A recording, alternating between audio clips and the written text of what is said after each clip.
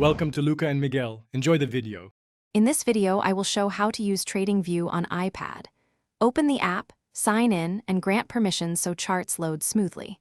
Tap the search bar to add symbols, then create a watch list and arrange its order. Pin your favorite layout and enable dark mode for better visibility. I will guide you through basic navigation, saving templates, and managing alerts so your workflow feels natural and focused. In this video, I will show how to use TradingView on iPad.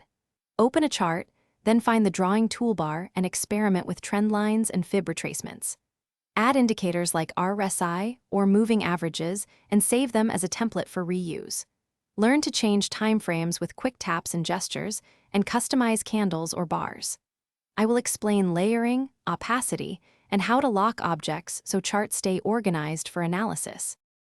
In this video, I will show how to use TradingView on iPad.